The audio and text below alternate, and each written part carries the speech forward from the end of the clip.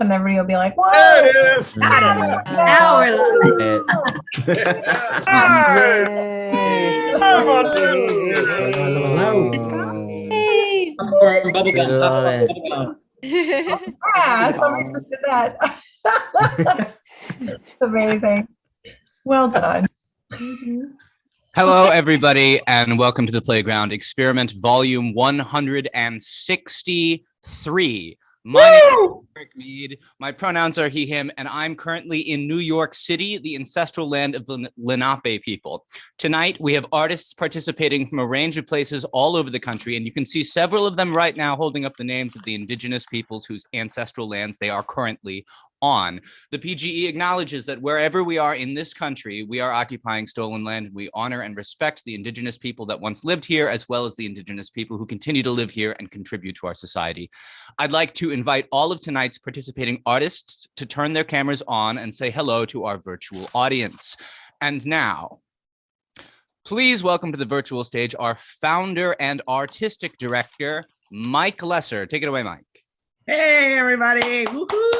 Welcome, and thank you for being here. If you're watching, I will be chatting with you throughout the evening on YouTube. If you have questions or comments and you want to just tell these lovely artists what's going on. And welcome to Virtual Volume 163. Everybody unmute yourself and make some noise for it. Yeah.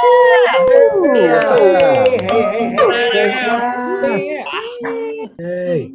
If you are here, I know you're confused because you're like, wait, didn't you make this huge announcement that you now have a theater and you're live? And what is going on? What is going on? We're so confused. We're an audience and we're confused. Welcome to theater. So what a little information is, we have a theater and we'll be doing virtual volumes once a month, and we will be doing live events once a month because we love all of our virtual artists from around the country, and we don't want to lose this connection that we've had with them. So we'll be doing both.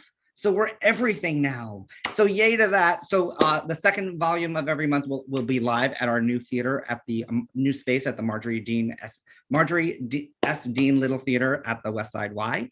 And then we will be virtual once a month. So thank you for joining us.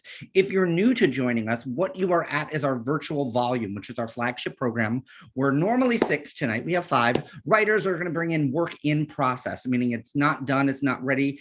It's not ready for review. It is work that is in their head and it now has pages and it's confused and they don't know what it is. So we thought, why not bring brilliant, amazing, talented, and stunningly gorgeous actors together and have them hear it.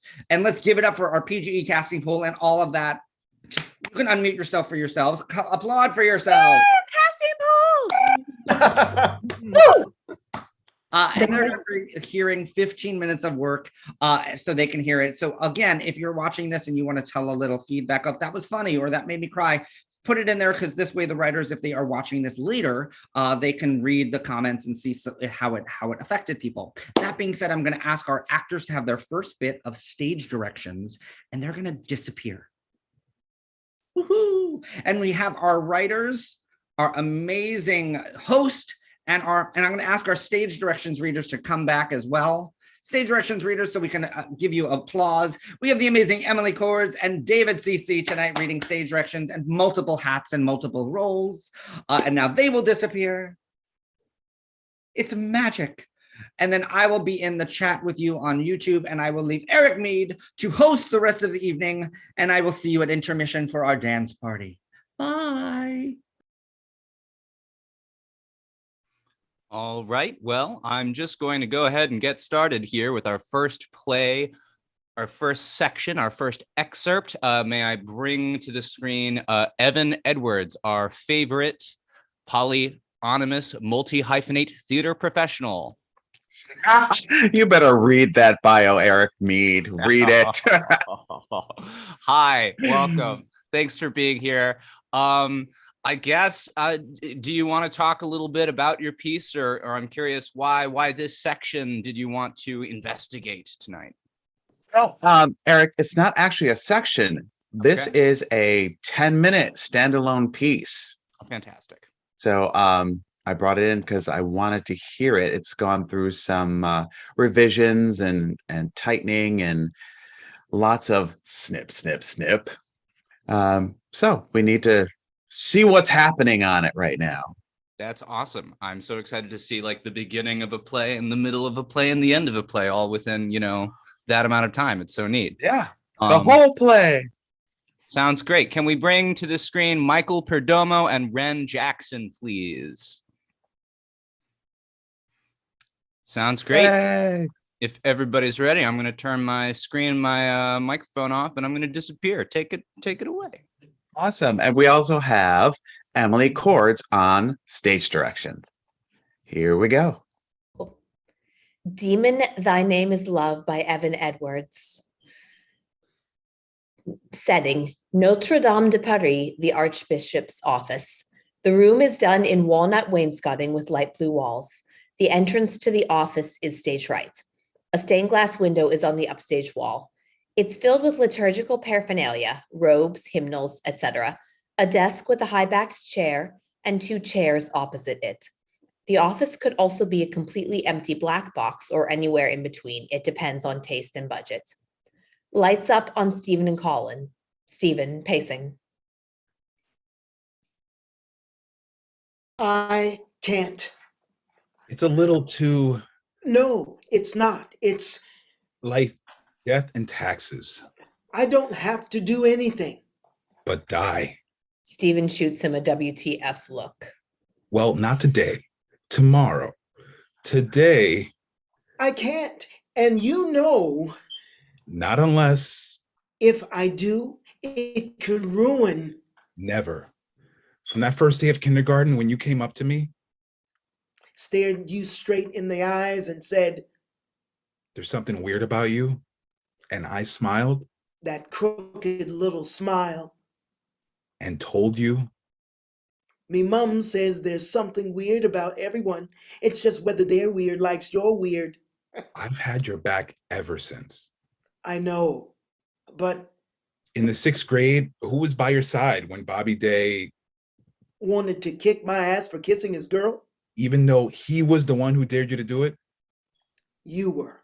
And at 16, who was by your side when you told your parents you were gay? You were. Because you had your hands down my pants. Regardless, But that's exactly why you, should be able to tell me. Alex, is only with me for my parents' connections. That social climbing twat, I'm gonna rip his heart. You see, this is why I'm a lot of things, Stephen Cole, but a mind reader is not one of them. I can't find a way to say it that won't leave my heart bruised. Just tell me. Think of it like exploratory surgery. Make a cut, see what happens. Heart surgeons don't crack open someone's chest and poke around. It could kill the person.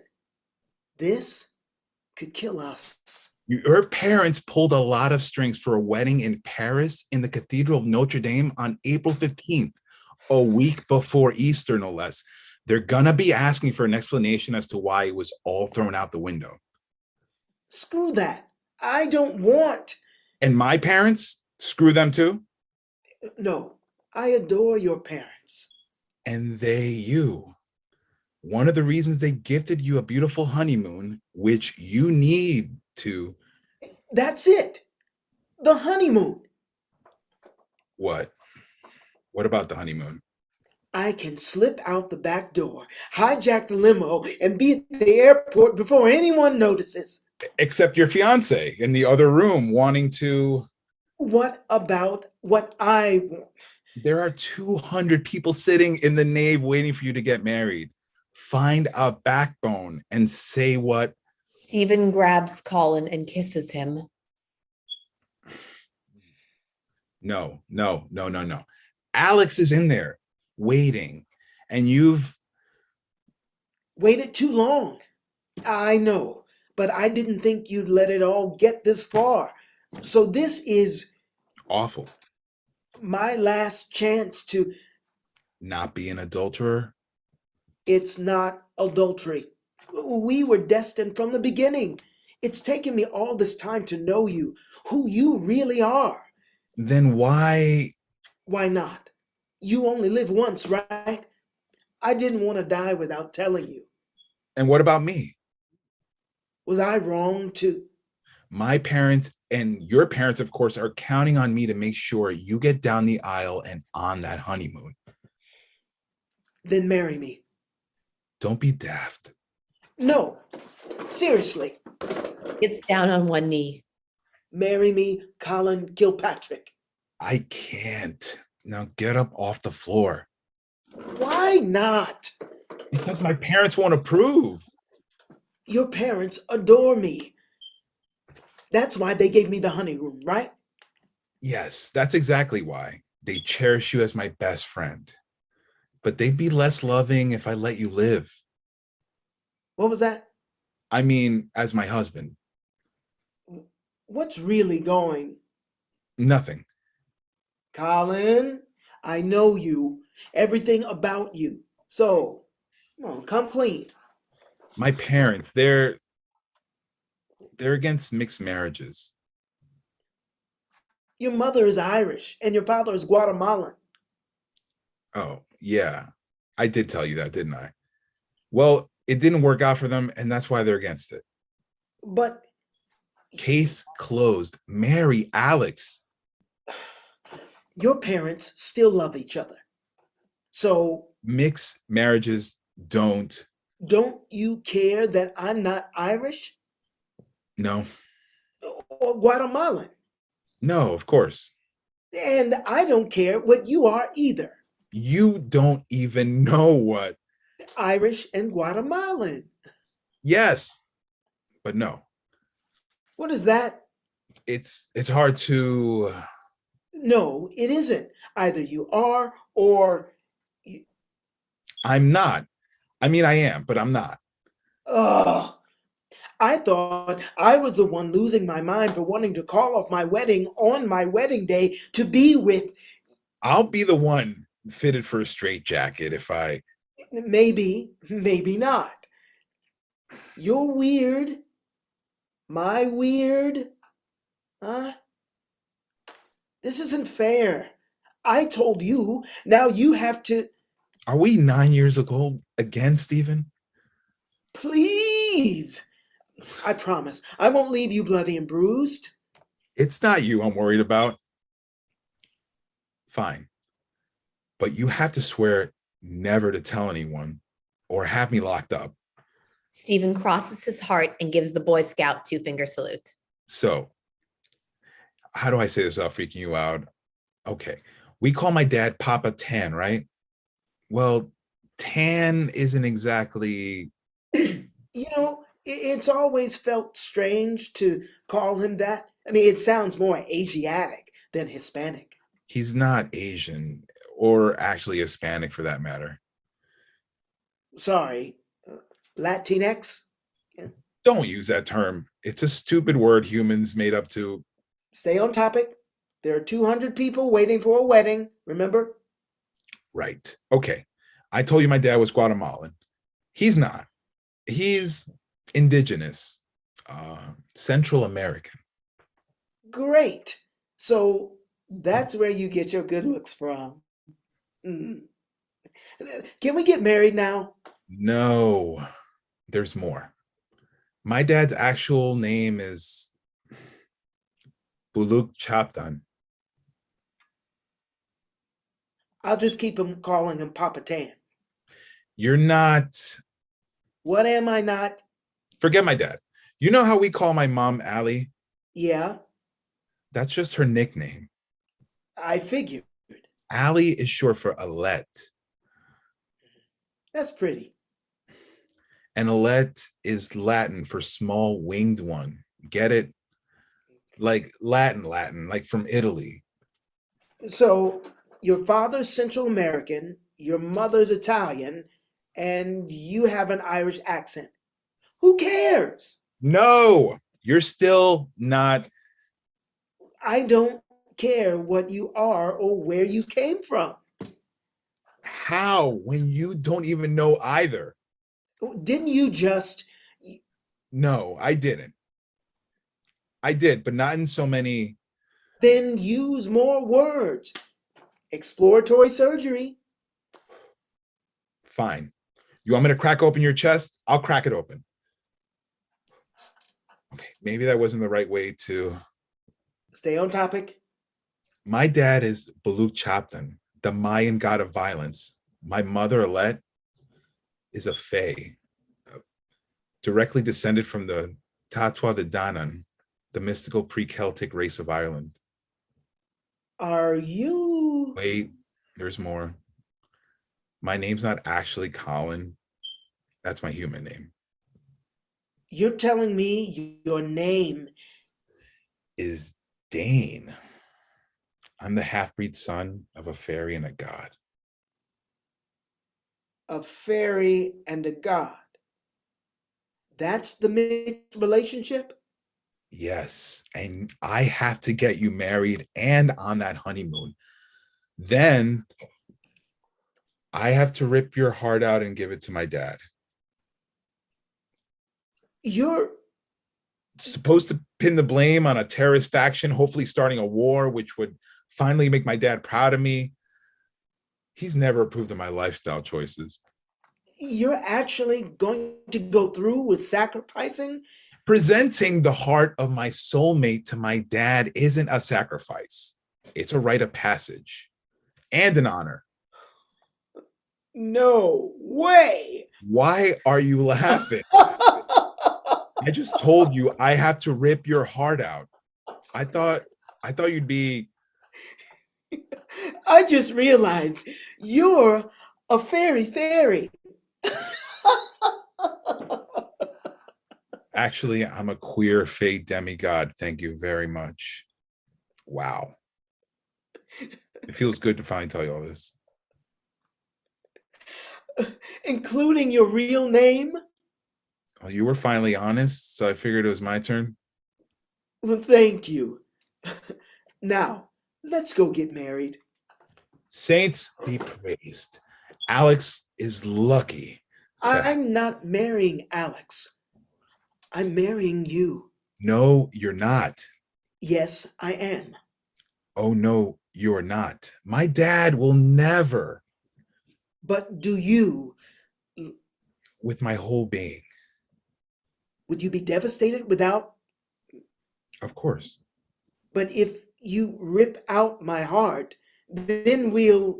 Be together in the afterlife. Then we can go anywhere, do anything. It'll be like always living our best day. There has to be. No rules, no restrictions, no parents, just us together. Screw the afterlife. I want that now.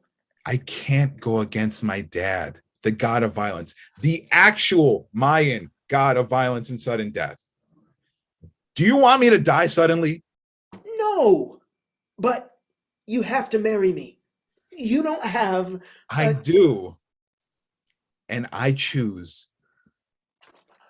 I know your real name. So, You grew up with your mother. Didn't she teach you the fairy ways? of course she did. So your mother, Alette, told you what can happen if a human knows the true name of a fae. Yes. Maybe. If the human calls a fae by name, the fairy has to leave the human alone and never interact with them again, But even in the afterlife. really? Yes, and since we're being totally honest, on the first day of kindergarten, I saw your fairy wings. What? That's why I thought you were weird and cool. I swear that was an accident. It was my first time alone with humans. I became obsessed and did tons of research. So I know about all this already, including the homicidal honeymoon. But why? I didn't think it would get this far. I hoped your feelings for me wouldn't allow you to actually go through with the ripping out the heart. Yet, here we are. But doing it this way is how we can stay together forever. Otherwise, my parents, specifically, Your mother won't be a problem. I know her real name, but my dad. I'm a cardiologist. I have access to a plethora of, They won't count. It has to be yours.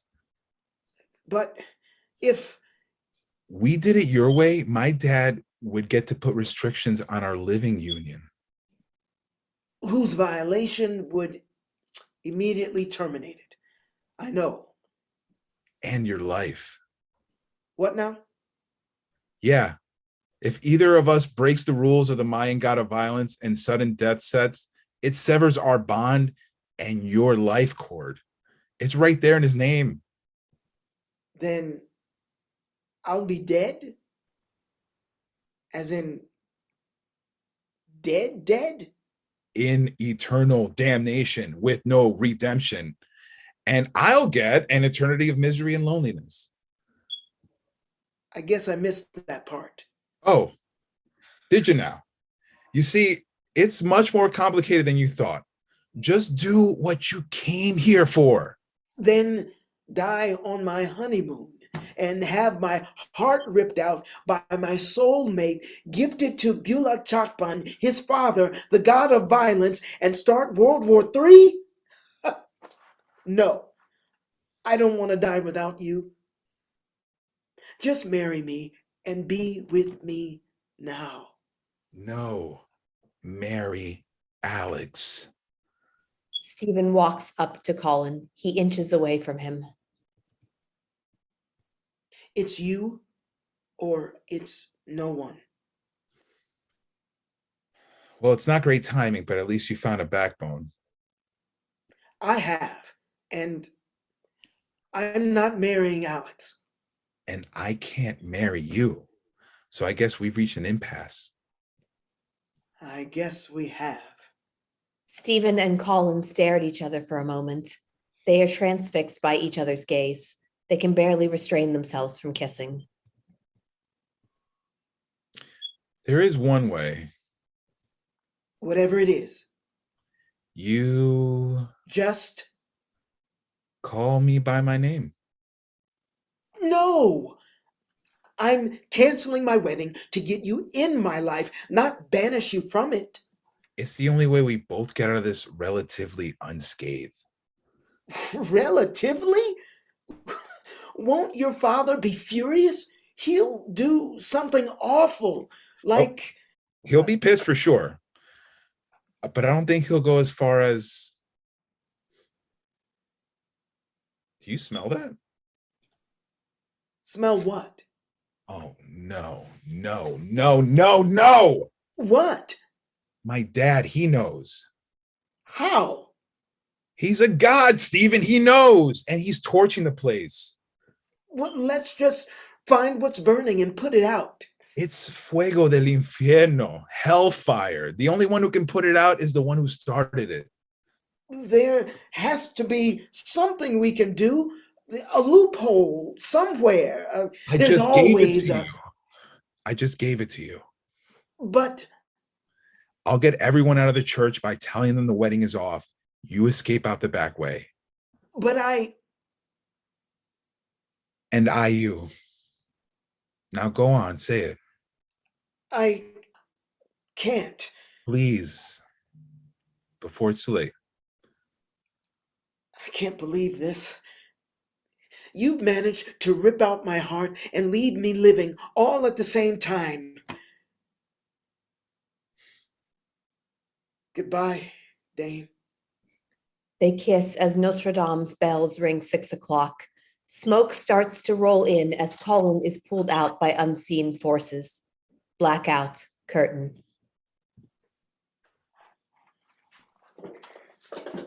Ooh, give it up for Evan Edwards. That was great. I'm sad and delighted and uncomfortable all at once, and I'm enjoying it. That was great. Give it up for the actors, for Emily Cords and stage directions. That was great. It's like a I want to know what world I'm in. It felt like a postmodern Pirandello meets mythology. It's great. Cool.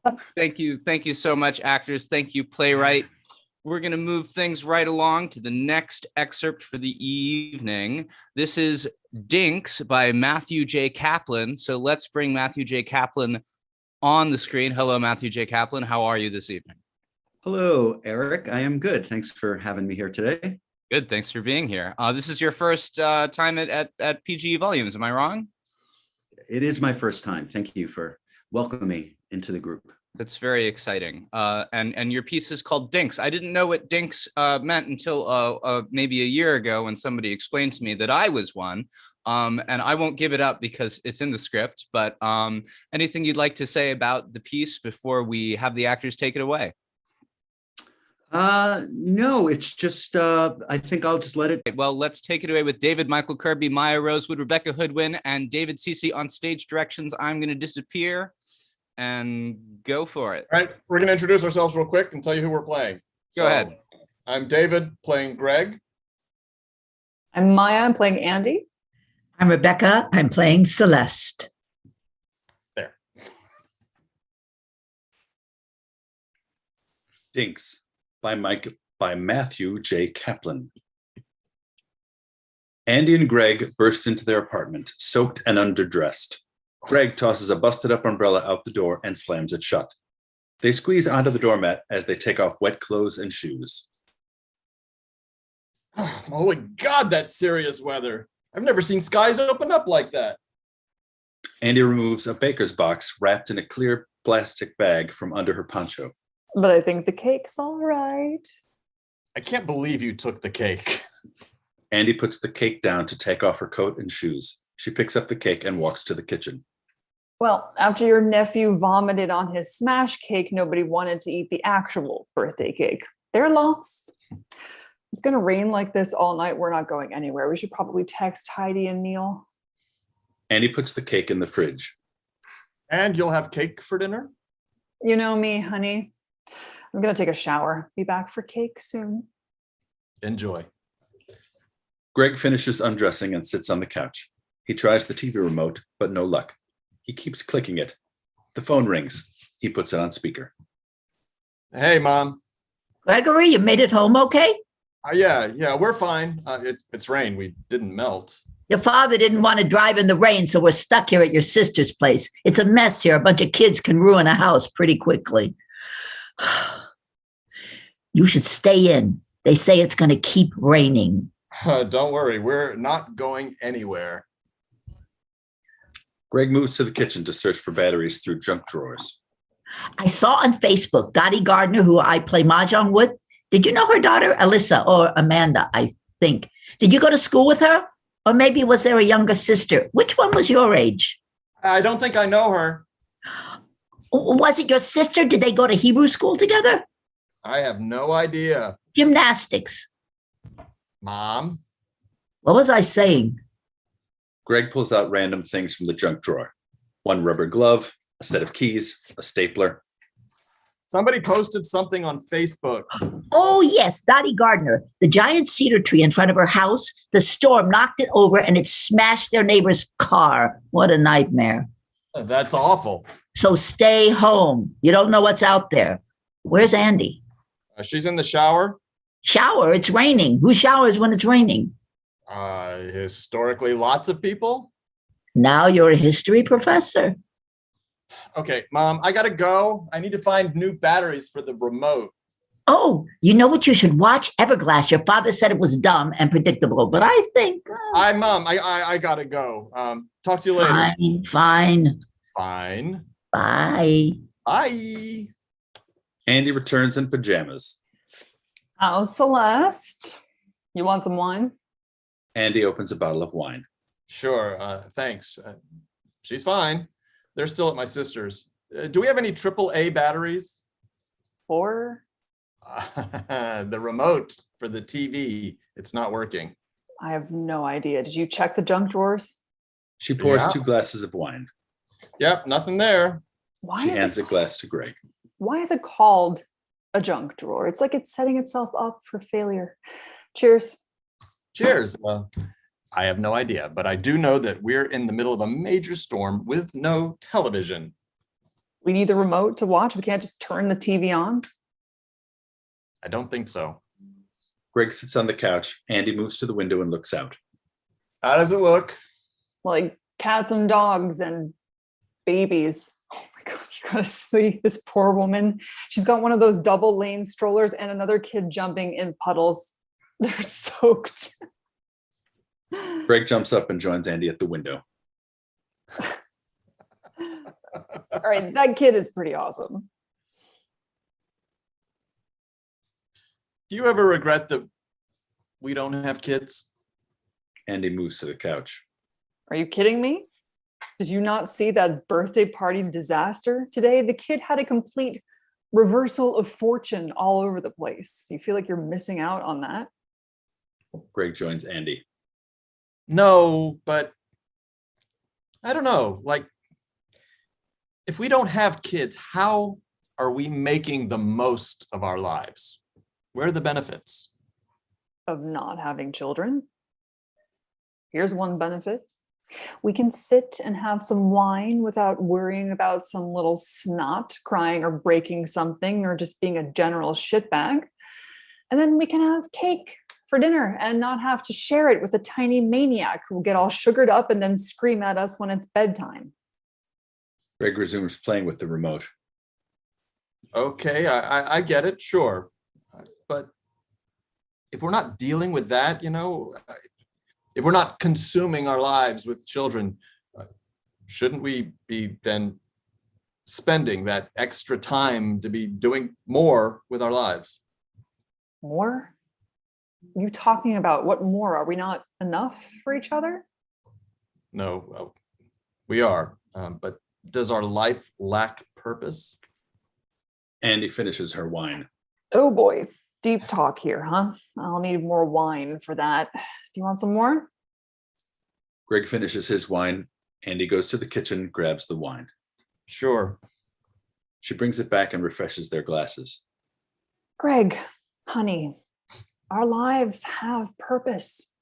You've published 2 books, and I'm good with my job, my classes. I'm good. We're doing great. We are drowning in purpose. But are we truly taking advantage of life without children? You want some cake? Andy moves to the kitchen. No, thanks. Maybe I'll just heat up some soup. Boring. Exactly. What? I'm boring.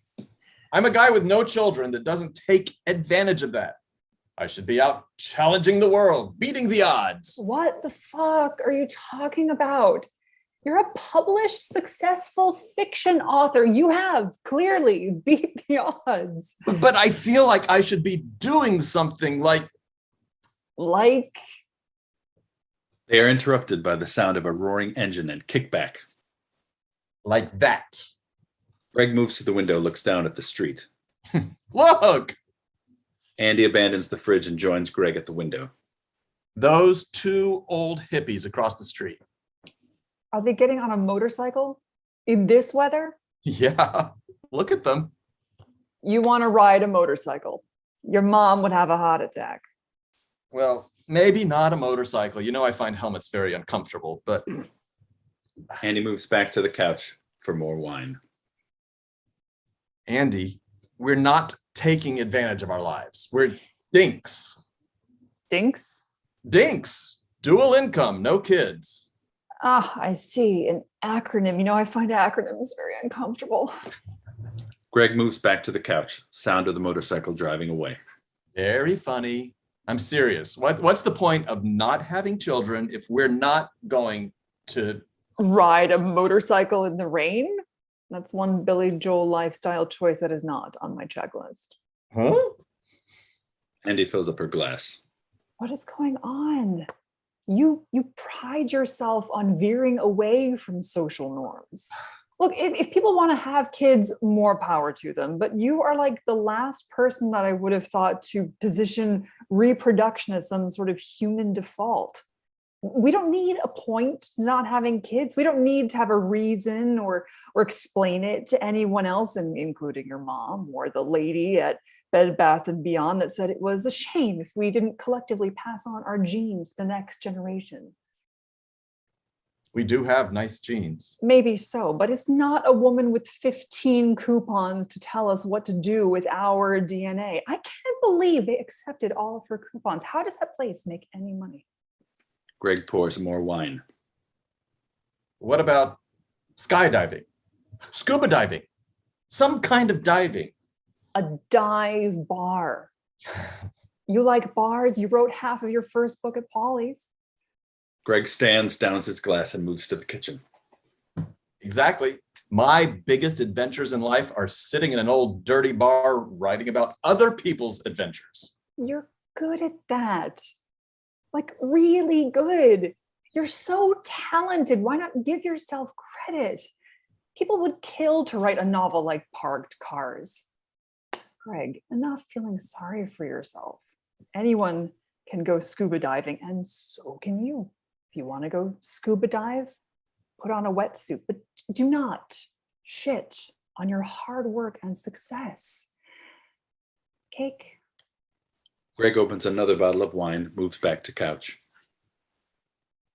Maybe in a little bit.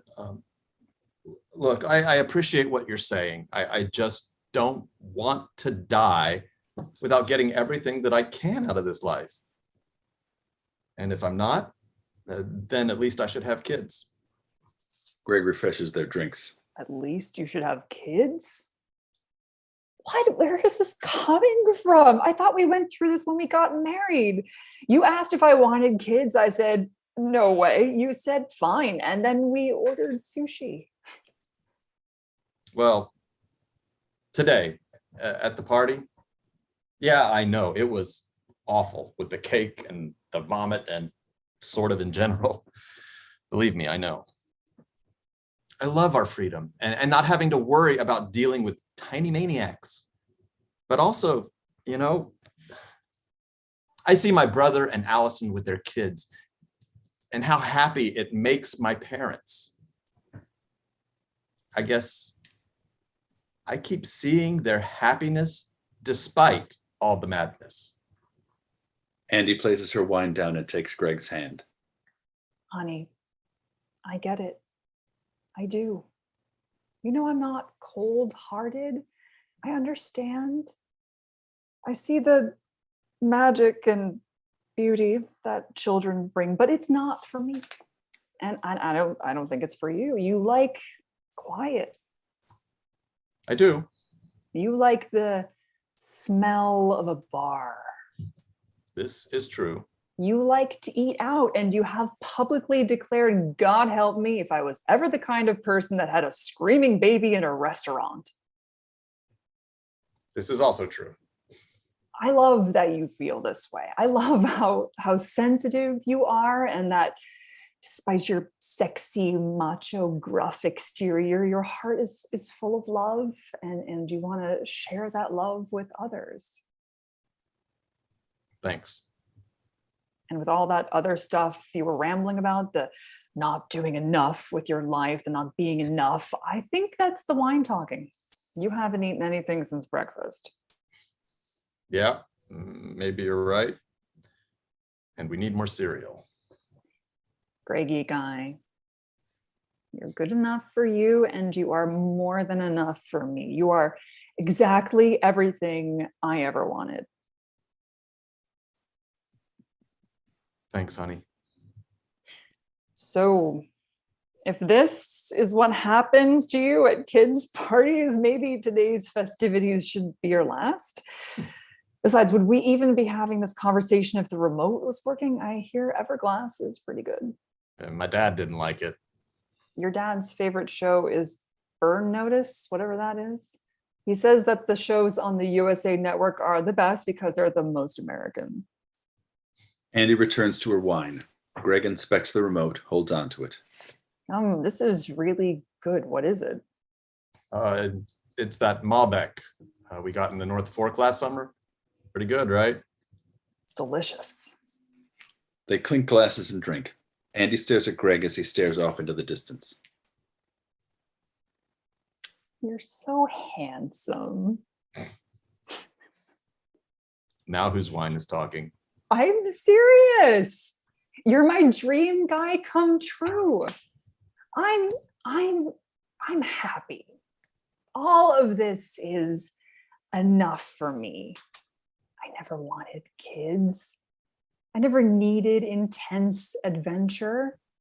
I left Colorado so I can teach poli-sci and live in brownstone Brooklyn with a hot Long Island Jew with an overprotective mother and a father that loves white collar and royal pains. Rizzoli Niles. I think that's TNT, but thanks for playing along. Andy tops off their glasses, sinks deeper into the couch. Honey, we're enough. We don't need more than us. I love you. I love you too. I want cake, but I am so tired all of a sudden. Andy finishes her wine and hands the glass to Greg. She sinks further into the couch and leans her head on a pillow. Greg sips his wine, ponders the room. He finishes his wine and looks over at Andy, her eyes closed. Greg moves to the kitchen with the wine glasses, bottle, and remote.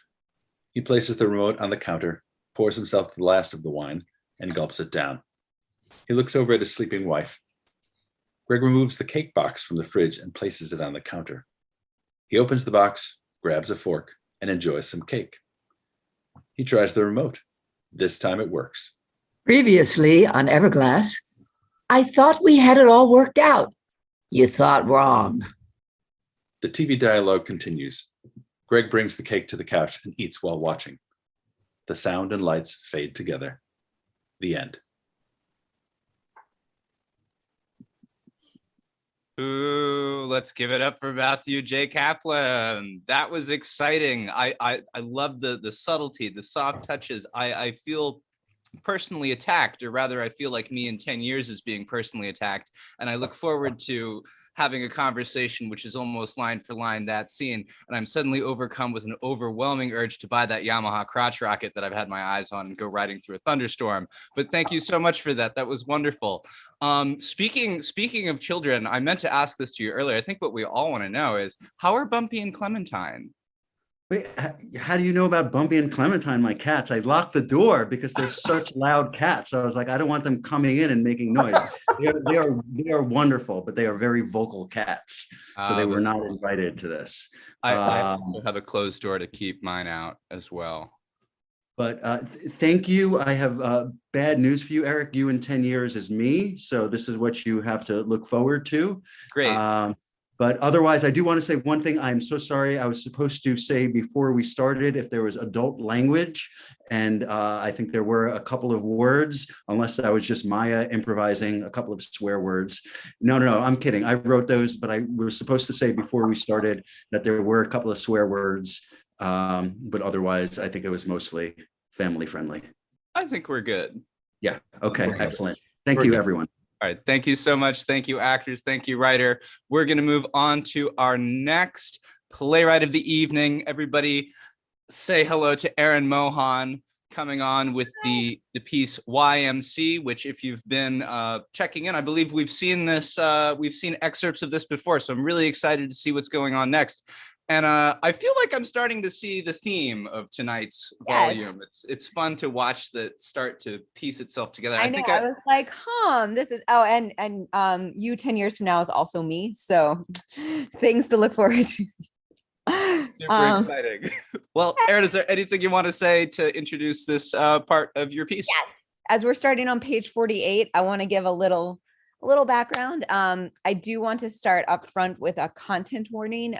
There is a long discussion about miscarriages. So if that is a sensitive topic for you, please feel free to mute, turn off, walk away from the computer, take care of yourself. I will not be hurt or offended, but it is a very large part of this excerpt. So moving to lighter things. So YMC stands for You and Me Child Free. It is a group of women who meet once a week to talk about their decisions to not have children and support each other in a world that does not support women who decide not to have children. And the 4 characters we're going to meet today, and maybe if I do this right, the actresses will pop up as I say their names. Jen, who's played by Jasmine Spies, is the founder of the group. There she is. And she founded the group and is doing stuff with it. And her sister, Lynn, who is played by Diana Cherkis. Yay, Diana! Is her sister, and Lynn does have children. And Lynn has kind of invaded the space because she wants to prove that Jen does not have enough members to merit having the space, because her group, Yummy Mommy Yoga, has to change dates because her children's after school schedule changed. So she's there to like report at the end that they didn't have the 8 women needed to keep the space. And she's been in the corner doing yoga while everyone's been sharing their thoughts. Also present at the meeting is Barb, played by Alexandra Dessous, who is brilliant. And Barb is one of the founding members and close with Jen. And also present with a couple lines and reading stage directions is Lauren, stage directions and Lauren, played by Emily Cords. Yay! So women have been sharing about different reasons why they are child free. Nobody really knows why Lynn is there. They're confused, but they know she is Jen's sister. And a lot of revelations are about to happen as I ramble on for a long time. And Awesome. That's it. Can't wait to see it. Let's I'm gonna disappear and let's take it away. Take it away, beautiful humans. YMC, the beginning of a full-length play by Aaron Mohan. Going back to what someone, I forget who said, Lynn, why are you here? She's here for yoga. Jen, you are the worst liar. Lauren is way worse than I am. Hey. Fair. Hey. But I'm not lying. She's here for yoga. We deserve the truth. We've earned the truth. And you've been extra weird. Extra? You're normally pretty weird. It's just, can we talk about this later? People are doing some really important shares. Thank you, Emma, for your share. I didn't get to say that. It's important. All of this. This is important. We need this. I need this. We need this. It's a place to share and be ourselves and not be judged. I feel you judging us. I'm not judging. You are. That's your judging face. It's just, I don't understand. No part of me can comprehend that this is a choice. Right? It just seems so selfish. You all seem so selfish to actively choose not to have children, especially when you have means, especially when you are smart, especially when it's what you're supposed to do. Supposed? This is getting interesting. I don't know. Maybe we should get back to the shares. Hush. Maybe we'll actually figure out what's going on here. Well, yes, women are supposed to have children. You get married, you have children, you raise them, you resent them a little.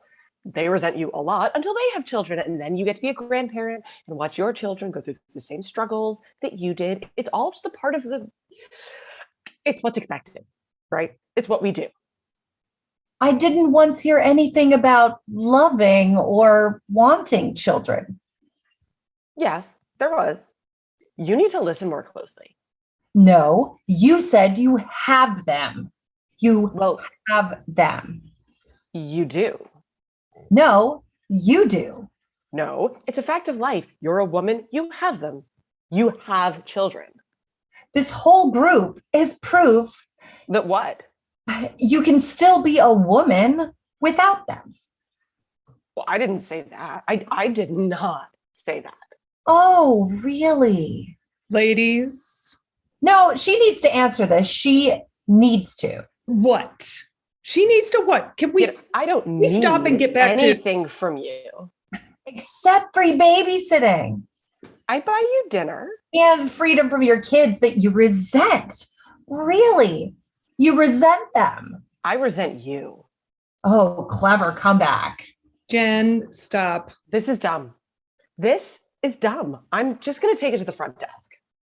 You go ahead and do that. You go ahead and ruin this. I am not ruining anything. I'm following the rules. I am trying to make space for myself. Do you know how hard that is to make a space for me? I am always someone else's person, a wife, a mother, a chauffeur, a maid, a therapist, a million other things all at once. And none of them have anything to do with me. Who am I outside of someone else? Do you know what that's like? Have you ever known what that's like to not have yourself anymore?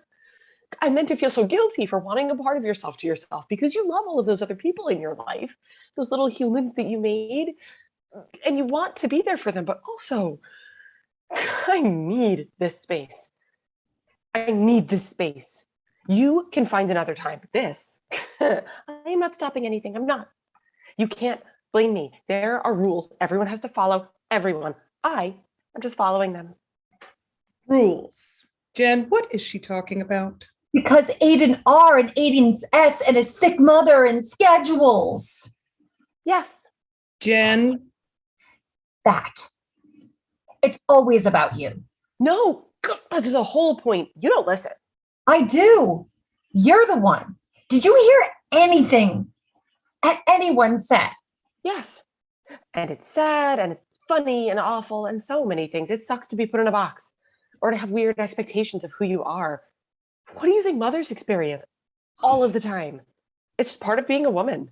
Having kids, not having kids doesn't make you special. Doesn't make you special either. Didn't say it did, but this time it's working out for me. Only because you're taking from someone else. I am not taking anything. You don't meet the requirements. You always do this. If you want something, you just work at it until you get it. No, not work at it. Weasel at it. You don't care who gets hurt. You don't care about anyone here. You just listened until you got what you needed so you can take what you want.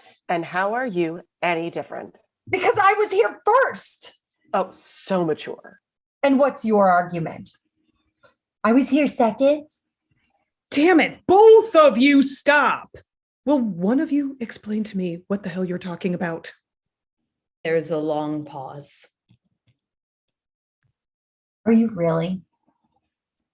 When have you known me not to? Not to what? Stop being so damn cryptic. This is our last meeting. There's a murmur of shock from the group. What are you talking about? The center has a rule about the number of members. The sign-in sheet. Yeah. But this has never been a problem before. No one's ever wanted the space, or at least not before the deadline. And Lynn. Yeah. For what?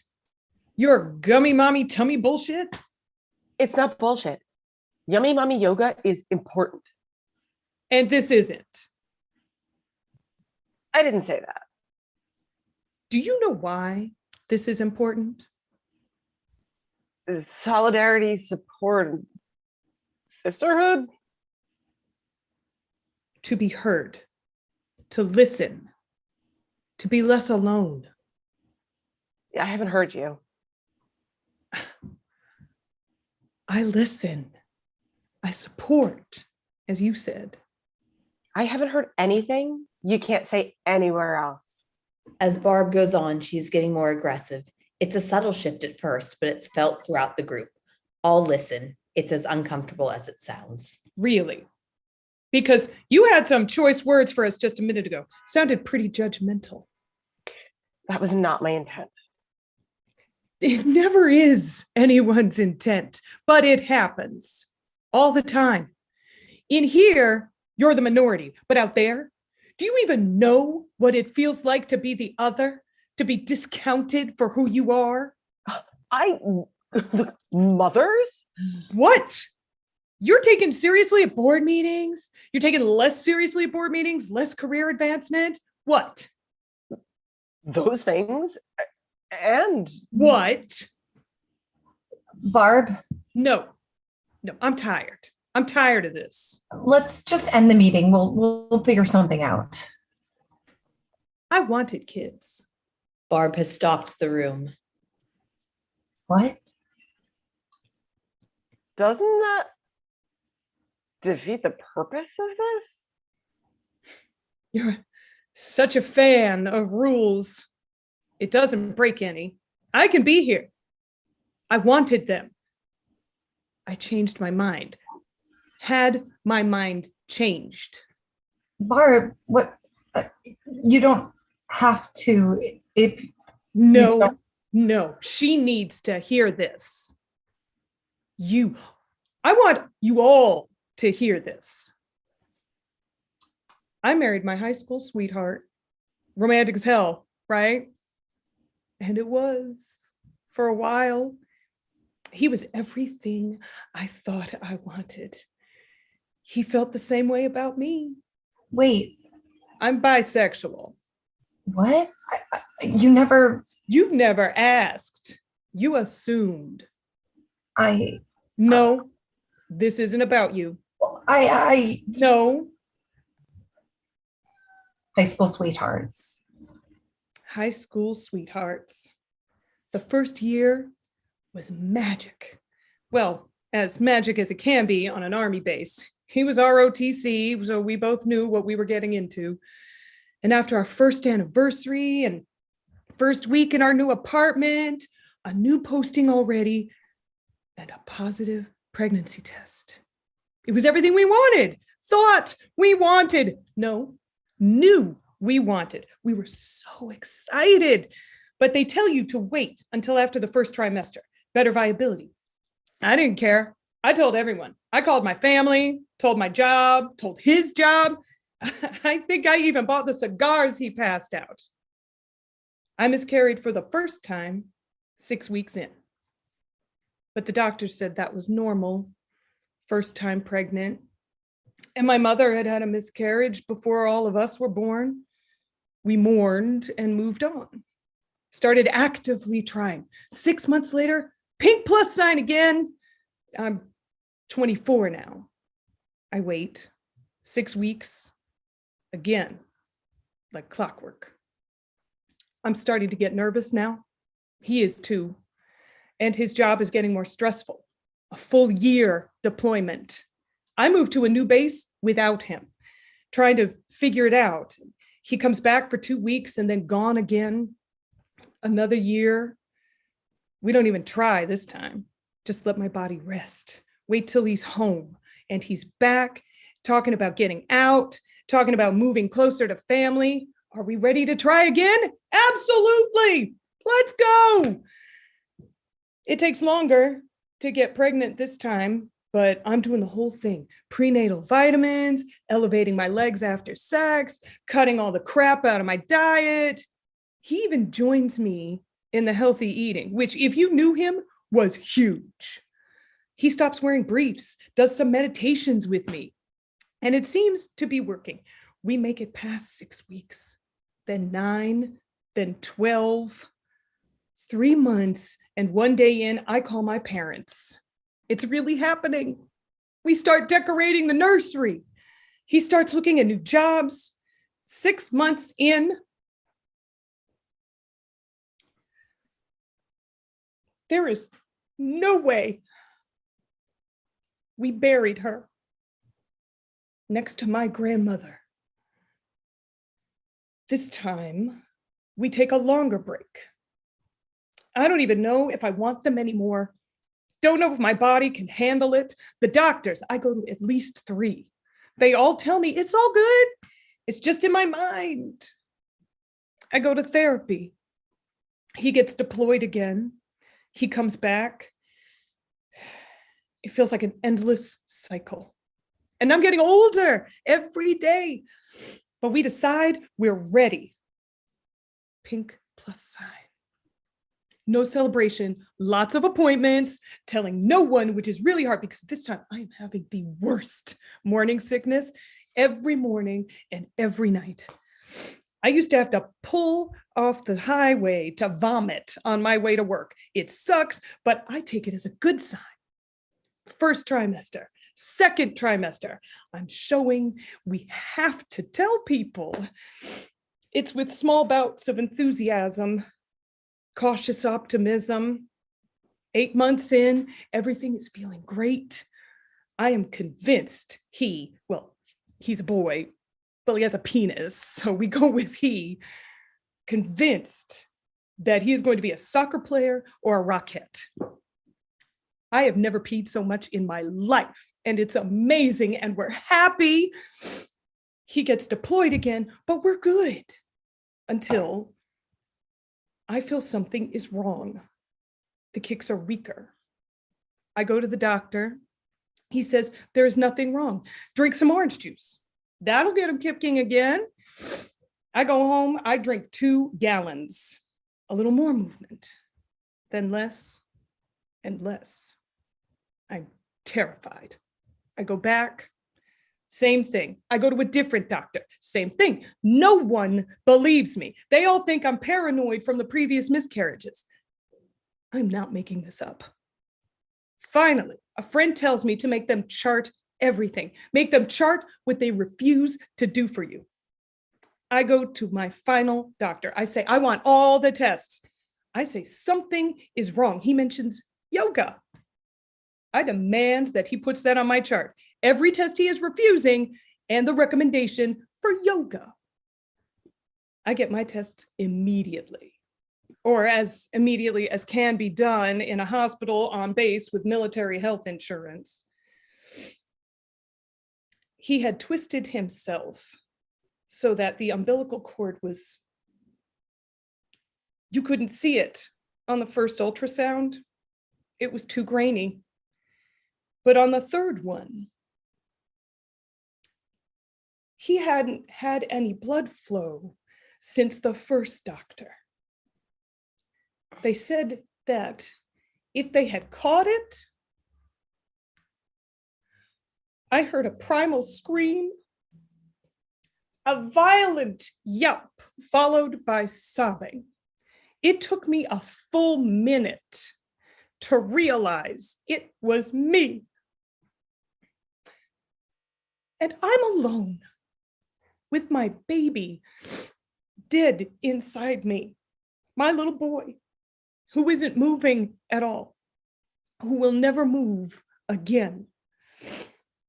They can't induce labor. It's considered an abortion, even if the baby is dead. I drive through 3 states. I find a place. I take his body. He's next to his sister. I decide then I'm done. My husband, he's not. He's convinced that we were so close. We could do it again. He doesn't understand. I talk about adoption. He needs a child that's from him. His new wife gave him 3 in the first 3 years. Oh, Barb, I'm so sorry. No, don't. All of this is to say that you don't know what this place is. It was at a space like this that I met my wife, that I started my healing, that I learned it was okay to not have children, whether it was my choice or not. So you do what you want. I need some air. Barb gets up and goes, holding it together until she's out the door and out of earshot. But it is clear she is going to not be okay once she is away from everyone. Barb. Jen runs after her. I didn't know. I didn't. End of excerpt.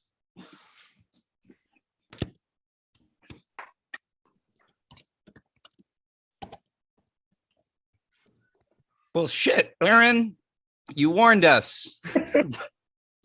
I did. And then I forgot. And then it happened. I was like, oh my God. Thank you. That was incredible, and incredible performances as well. Thank you so much. Thank you, cast. You all were brilliant.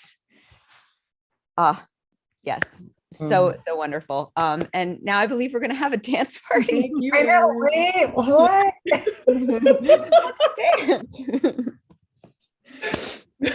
I love you, beautiful humans. Thank you so much for reading that. And thank you. Yeah.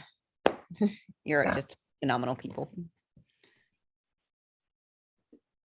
And with that, this is the part where we transition seamlessly into our dance party intermission, where we get a small rest and dance to music. So if you feel compelled to dance now, I believe Mike has some music going to play.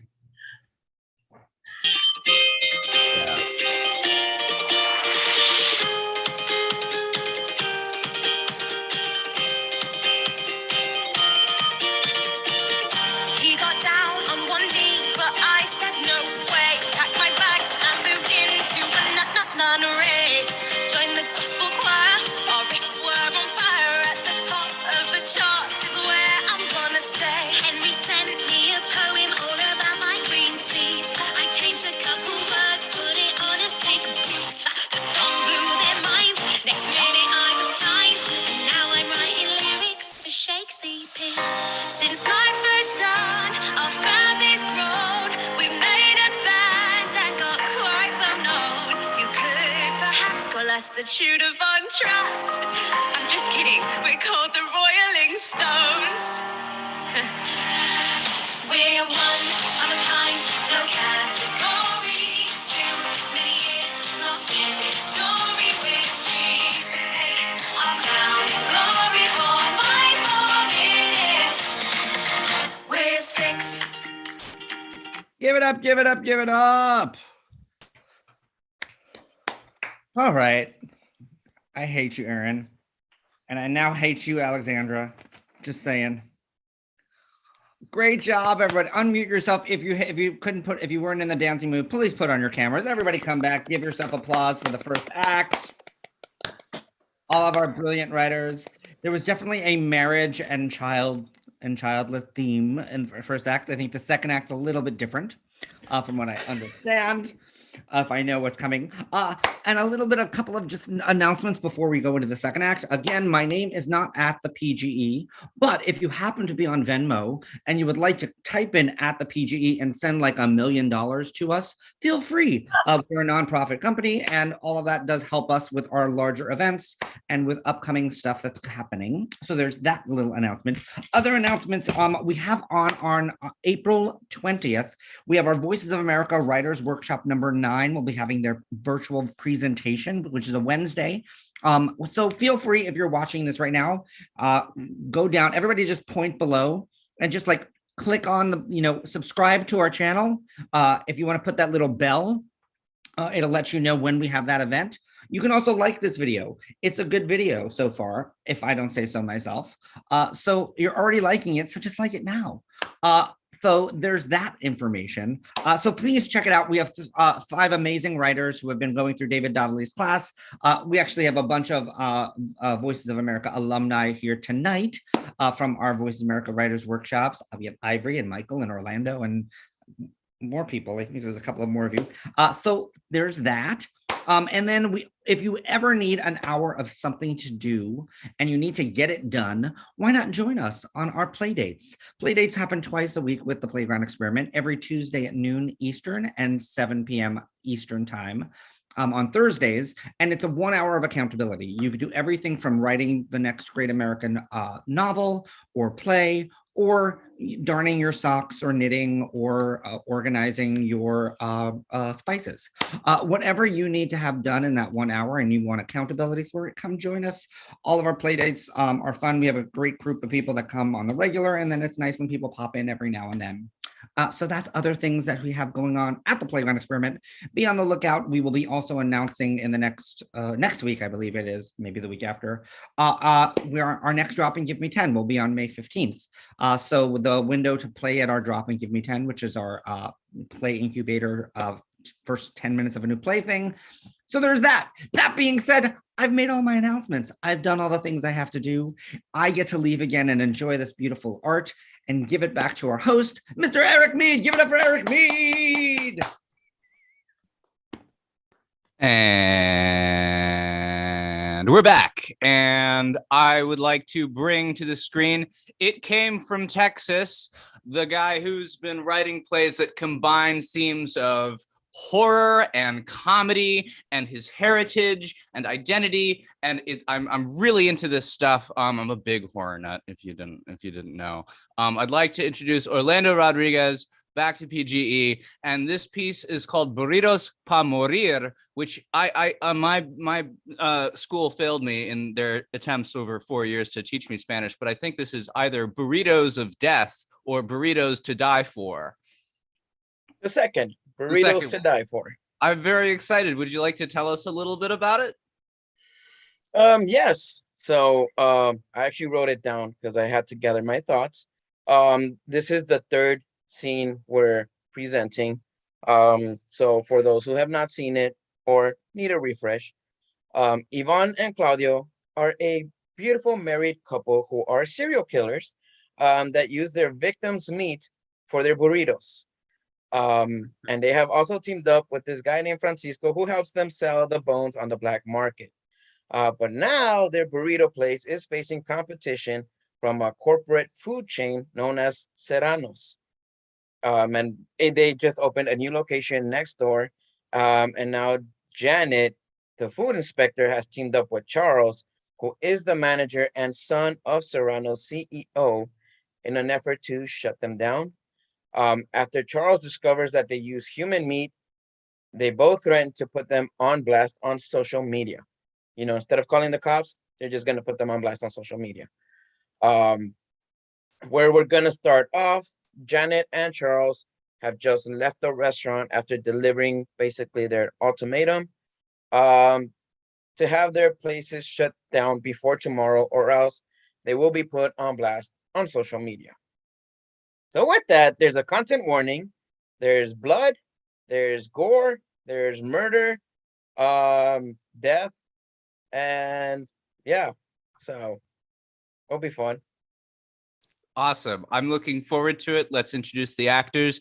Denise Estefani Mendoza, Dylan Iruegas, and Ali Corchado. Stage directions by David Cece. I hope I got all your names right. And I'm going to disappear and take it away. Have a good one.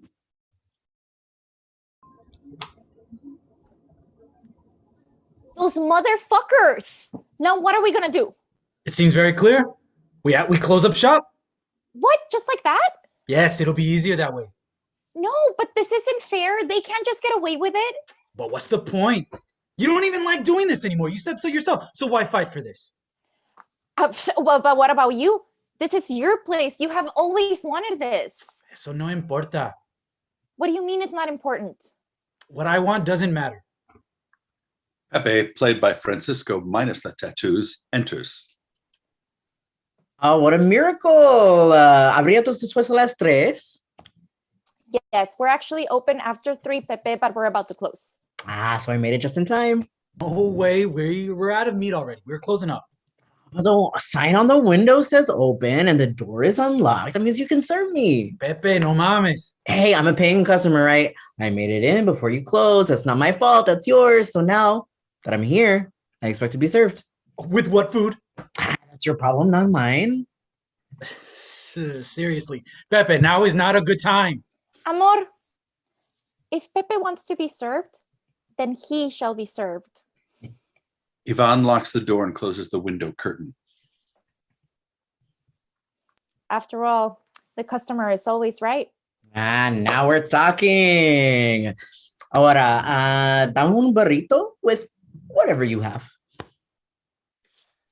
One burrito de rojo, as red as blood, coming right up. Claudio goes behind the counter to pack up a burrito, while Yvonne goes to the back and brings out a mop and a bucket. I don't know why you're always running out of meat. You need to be better prepared for this. Oh, don't worry. We have a rather large shipment coming for tomorrow. Oh, I'll be here. I'll come 5 after 3 to see if you're actually open. I'm sure you'll be here, even if it's in spirit. Claudio comes around with the burrito in one hand and butcher knife in the other. He sets the burrito at a table in the center. There you go. Burrito de rojo con frijoles. Pepe sits and immediately starts devouring the burrito. You're lucky your food is this good. Otherwise, I would have taken my business somewhere else at this point. I'm running out of meat. Who's heard of that who's heard of a burrito place that runs out of meat? Ivan gets closer to the table to get a better view while still mopping. Claudio stands behind Pepe. Pepe, have you ever thought about not being a pain in the ass? One of these days you're going to push the client too far. Nah, I'm not a pain in the ass. I just know my rights as a customer. Of course. Hey, so what's going to be on the menu tomorrow? You. What? Claudio pulls out the knife behind Pepe and slits his throat. Blood starts gushing out of Pepe and sprays all over Ivan. Amor, what the hell? Jesus Christ, why is he bleeding so much? Claudio puts his hand over the slash, but that only makes the spray worse. He removes his hand and Pepe's blood spray finally starts to go down until he stops bleeding. Ivan stands there drenched in blood as her and Claudio stand in silence. I'll go get a towel. Claudio walks towards the counter, but he slips on the blood and falls to the floor. Puta madre! Claudio starts to get up as Pepe starts to move very weakly. Will you just fucking die? Ivan grabs the knife and repeatedly stabs Pepe until he is dead. His body slumps onto the table. Motherfucker! Why?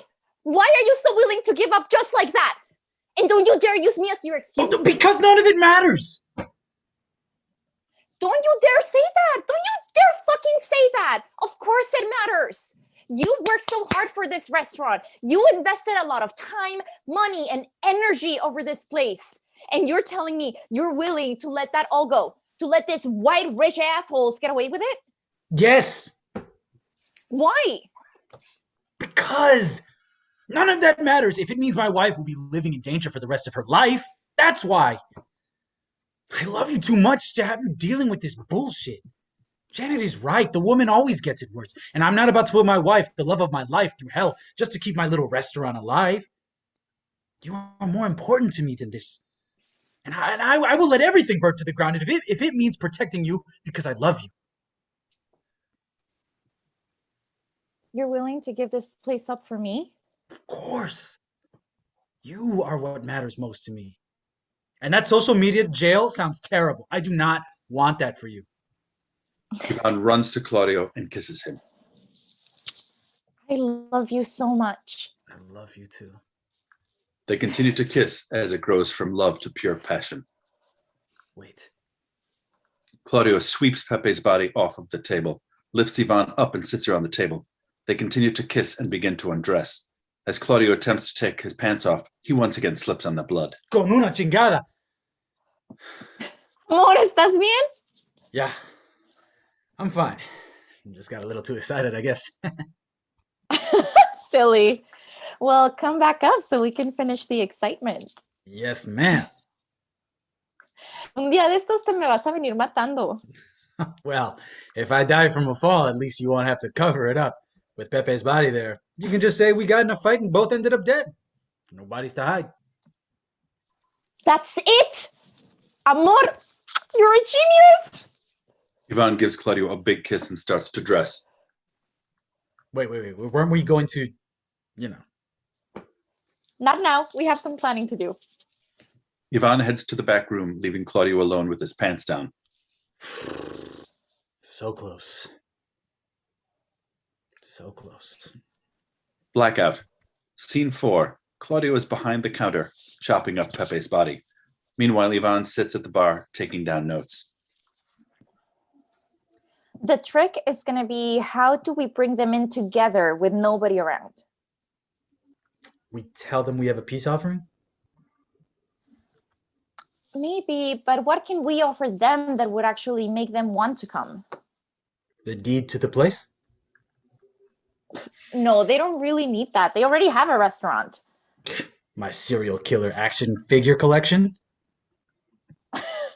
Amor, you are the only one who'd be interested in such a strange collection. Hey, there's a market for those. They're worth good money. Oh, your recipe book. Absolutely not. Why not? Those are my grandmother's recipes. They've been handed out to generations of my family. I cannot give that up. But we're not actually gonna give it to them, are we? Isn't that the plan, to just get them here? Yes, but I mean, you don't know what's going to happen. You're not actually gonna hand it over to them. In fact, they won't even have a chance to open the book. I guess that could work. You know, it's a shame tomorrow may be our last day.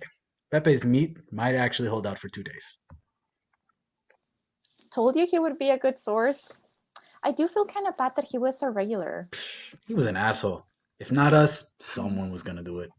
At least we can make profit instead of burying his body somewhere. What time is it? Close to midnight. Why? Francisco will be here any minute. I called him to take the bones in case we do have to leave tomorrow. We won't. I promise. This has to work. I think that's all of it. Claudio comes from behind the counter with 3 giant bags full of meat and heads to the back. The bags are clearly heavy. Yvonne follows him while writing on her notebook. Let's look at where we can go wrong, like we've seen in Forensic Lives. It is always the smallest detail, so we have to make sure we get that covered. They disappear to the back. The restaurant is empty. Suddenly, the doorknob moves. Jefe, you there?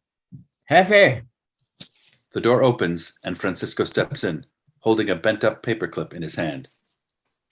Keep telling this fool he needs to update that doorknob. It's so easy to break in. I guess he's not here yet. Good, maybe it'll scare the shit out of him pa que aprenda. Francisco walks around the counter and sees that there's still food on the counter trays. Don't mind if I do. Francisco picks up a tortilla, adds some food and salsa, and rolls it up. He grabs a plate and comes around the counter to sit at the bar. He starts to munch on the burrito. Claudio comes from the back, completely unaware of Francisco's presence. He is carrying Pepe's head. I'll be right there, mi amor. I just need to get the skull ready for Francisco's to take. Apparently, that's the most valuable part. Claudio places the head on the counter and pulls out a smaller knife. Francisco stops eating and stares in shock. Mira este cachetonzote. What fat cheeks. This barbacoa is gonna be nice and fatty. And with all this scalp, maybe some chicharrón? Amor, have you found any good brain recipes? Yvonne very excitedly comes out from the back. Yes, I found this recipe for deep fried balls of brain. They looked so good. Amor? ¿Qué pasó? Yvonne points in Francisco's direction. Claudio turns and sees him for the first time. Hijo de se puta madre. There's a moment of awkward silence. Francisco looks at the head, then down at his burrito. He looks at Claudio and Yvonne, then the head, then back down to his burrito. He stares at the burrito for a few seconds, then grabs a spoonful of salsa, puts it on the burrito, and continues to eat. Francisco, what are you doing? Hey, good burrito is a good burrito. So sorry, Francisco. Claudio grabs his machete from under the counter. Whoa, take it easy, Jefe. You remember what I said. It doesn't have to be that way. Your secret is safe with me, I promise. We just can't risk it. Come on, you can trust me. You know that. I mean, for fuck's sake, I've been selling your human bones. I haven't asked to set a single thing. But now you have blackmail. The last thing we need is for someone else to have information against us. I'm sorry, but you have to go. Wait. You have someone blackmailing you? I can take care of them. I'm good at disappearing people. If you're so good at disappearing people, why are you so afraid of us? You haven't even attempted to pull out that gun behind you. Right. I have a gun and I'm not afraid to use it. Pendejo, it's not even real. How did you know? The orange tip, mijo. A la madre. Claudio comes from behind the counter, ready to attack. Oh, no, espérate, way. Sorry, bro. Janet and Charles are enough. We don't need you to know too. No, please, no. Wait, did you say Janet? As in food inspector Janet? Yeah, Why? That sneaky ass bitch. I swear someone needs to teach her a lesson. What did she do to you? She hired me to take care of her second husband's body, and she cheated me out of my money. I bought acid and barrel drums to dissolve his damn body, and I had done everything for her. And I go to collect payment, and she's like, "Well, I'm not going to pay you." And I was like, "What the fuck, Holmes? I just made an expense on the barrels and the acid. You gotta pay me." And she's like, "Well, that's not my problem. I didn't ask you to buy all that." And I was like, "Bitch, you at least gotta pay me on our agreed price." And she has the caucasity to be like, "I don't have to pay you a damn thing. What are you going to do? Report me?" And I was like, hell yeah, I will. And you know what she says? You know what that bitch said? She goes, "Now who are they going to believe? The white woman from the suburbs or the Mexican from the hood?" Que mamadas. I know. And the sad part, she was right. I have no evidence other than the body that was already disposed of. And that shit was going to put me in the can for, years. She probably just get off on probation. I at least got my money's worth from selling his bones. But fuck that bitch, bro. Interesting. Francisco, how do you like the sweet taste of revenge? End of excerpt.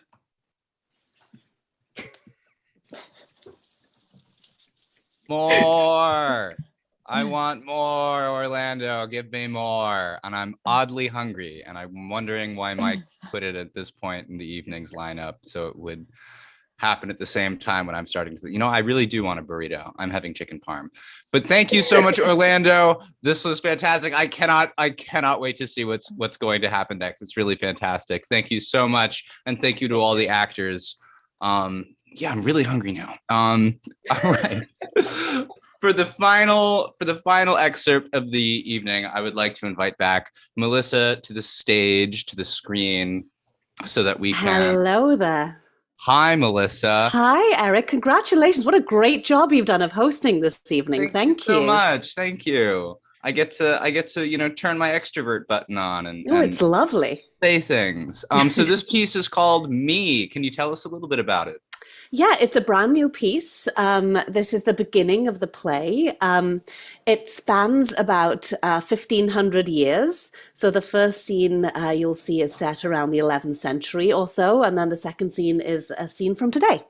And that's all I know so far as I continue to write. But I just want to say thank you so much to Playground Experiment, because you guys always help me shape things, my beginnings. And it's always a big part of my process coming here and getting my beginnings done with you. So thank you very, very much. And thank you to the actors who were so cool about me making so many rewrites in the 50-minute rehearsal. So thank you. That's amazing. I can't wait. Let's invite the actors onto the stage. We have Amy Scanlon, Christiane, I can't pronounce your last name, but it begins with a G, Ivory Bennett, Peter Macklin, stage directions by Emily Cords. Sorry, Christiane. And let's take it away with the final piece for the evening. Thank you so much, friends. Bye. 1. In the beginning. Nest sits a basket of wool beside her. She brushes the wool with her combs while she sings.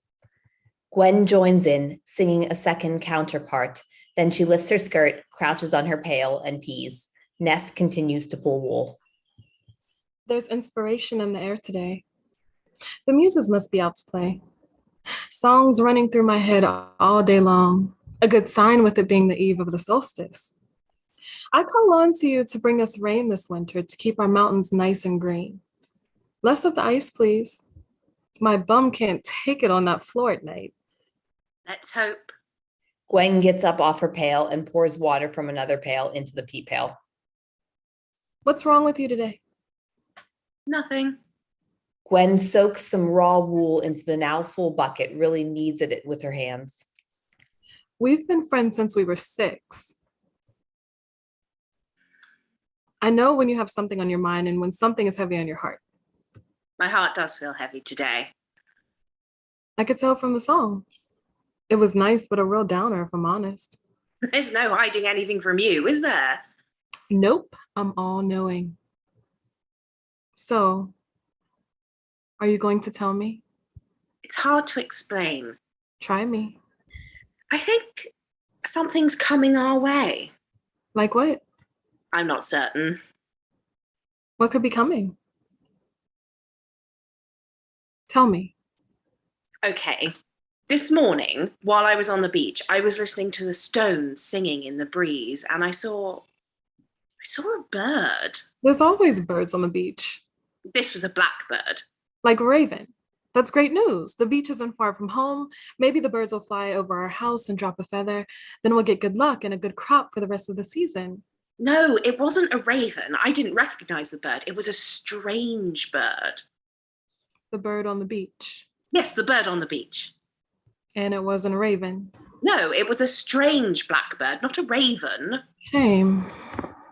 A bird like I'd never seen before. It perched itself on a rock right in front of me. It was as close to me as you are. Then it spoke. What? No way. Let lightning strike me down if I'm lying. They both stopped for a moment in case of lightning. She had flown in from the east. How would you know that? Are you an expert on birds now? I told you. She told me. Have you been eating those purple berries again? I know it sounds mad, but it's true. She said she'd traveled miles from the east to here so that she could land on our shore. Okay. What did her voice sound like? I don't know. Like a crow. So it was a crow. I don't know why I bother telling you anything. You always question everything and you never believe a word I say. Don't be like that. I don't want to talk about it anymore. Get on with the wool. Fine, I will. Pass me that comb. Nest passes her the comb and Gwen starts pulling the wool. Well, you have to tell me now. I'm worried sick. Are you sure? What did the bird say? A giant has been awoken in the east. Son of a Northman, brought to the east first because of revenge, then his greed and ambition fueled his journey. He takes whatever he wants wherever he goes. He's a destroyer. Flames light the sky behind him. Where he walks, his footsteps boom louder than thunder. And he's coming here. Here? Yes. He will bring an army with him, like on swan-like carriages, 300 of them, with swords that glisten in the sun, each one holding hundreds of men with foreign tongues.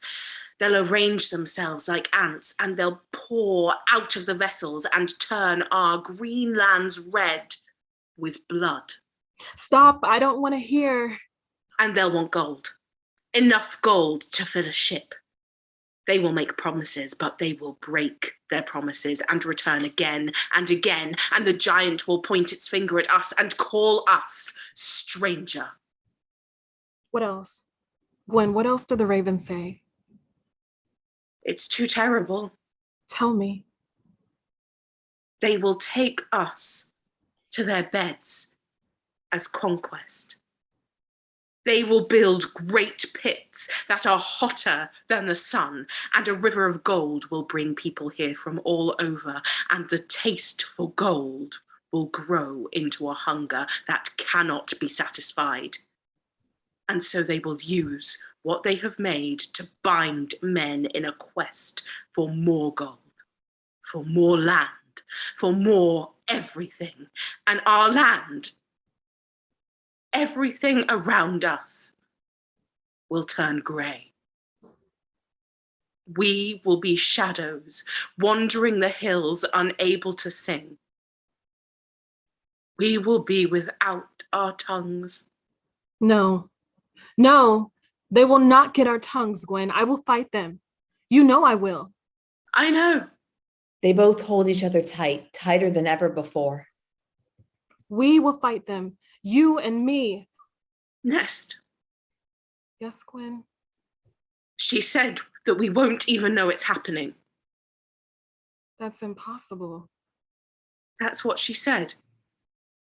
And then she flew away towards Island. But that doesn't make any sense. I would know if someone took out my tongue and fractured my land and conquered my body. I would know that. Wouldn't I? 2. I'm home. Hello? Josh walks in, headphones on, cut up box in his hand. God, it's cold outside. I really wasn't ready for this blast. What'd you say? It's just cold. That's all. He goes back to cutting a box with his box cutter. I really was hoping for a snow day tomorrow, but I think it's too cold for snow. I'm exhausted. I bet. You okay? Yeah, just Bad day? the usual. Sorry. Whatever. It's stupid. I have to get a new job. Thanks for doing the boxes. Every time I get rid of one, another one shows up. No, we really have to stop ordering from Amazon. Yeah, no. I know. So, I have good news. Yeah? It's kind of good news. Okay. It's a bit fucked up, but Are you going to tell me? Terry had a heart attack in the elevator, and he pressed the stop button before the help button, and the elevators were so old that it was an issue to engage it once again after it had stopped. And long story short, a student found him slumped. Jesus. Exactly. Not good. Is he dead? No, he's fine. Not fine, but he's in the hospital. He isn't in intensive care. Anyway, he was scheduled to speak at the Geological Society of America this weekend, and now he can't. So, You're doing it. yes, That's great. I think so, right? Do you want to do it? Of course I do. What's wrong then? It's a lot to prepare in a few days. Do you think you can do it? I do? Then what's the problem? I'm going to speak at the biggest geology conference in North America. Take a propanolol before your speech. It'll stop you shaking. I don't shake. Yes, you do. Wedding day? I had to hold your wrist just to get the ring on your finger. There was me thinking that you wanted to make sure I wouldn't run away. He goes in to kiss him, but he gives her a less engaging kiss in return. Are you not more psyched about this? You're always complaining about. I don't complain. Sorry. You're always saying that the men at your school always get to go to these great conferences and do all the fun interviews. Well, I didn't want to do that Joe Rogan show. I just wanted to meet Graham Hancock, and Terry's a fossil and he doesn't even know who he is. Yeah, well. Fingerprints of the fucking gods. How can he not know it? To be fair, it isn't really about geology, and Terry is all about the rocks. I don't think I've ever had a conversation with him that's not about rocks. You're right. I should be more enthusiastic. But? There always a but with me. Most of the time, yeah. Great. Well, we've been married 3 years and I'm already predictable. But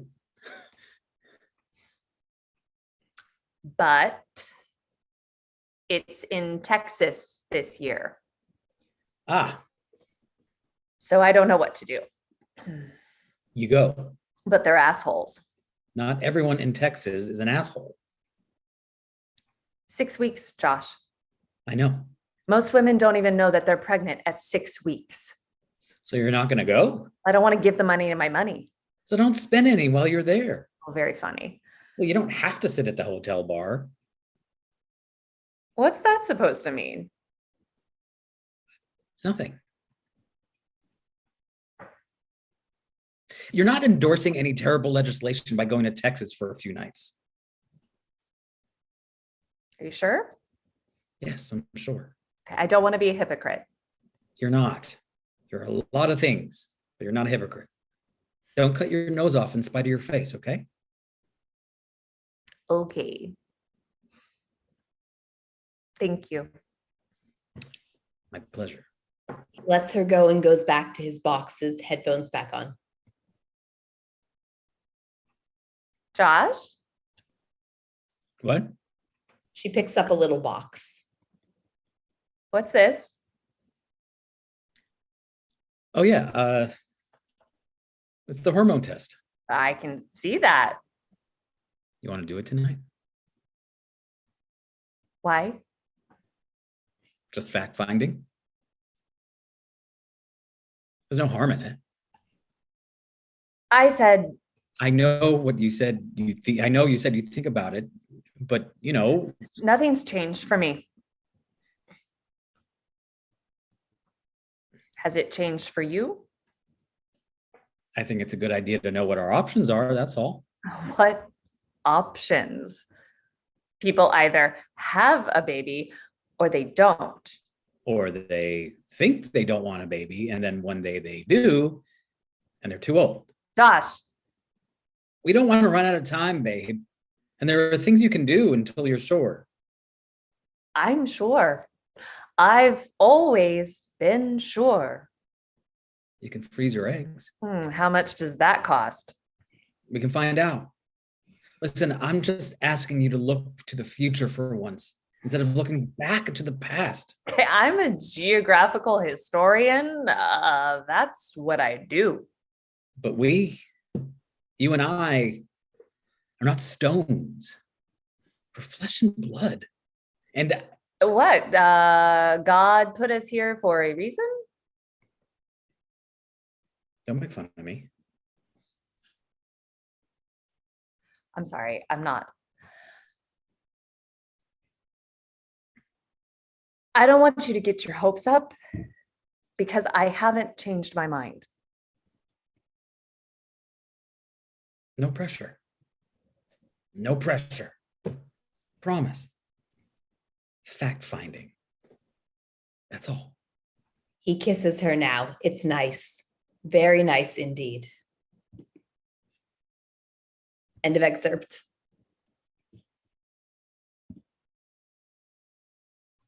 Give it up for Melissa. Oh my goodness, the juxtaposition from that one place to the other place, as if I didn't need any more existential anxiety of living in a post-imperialist society.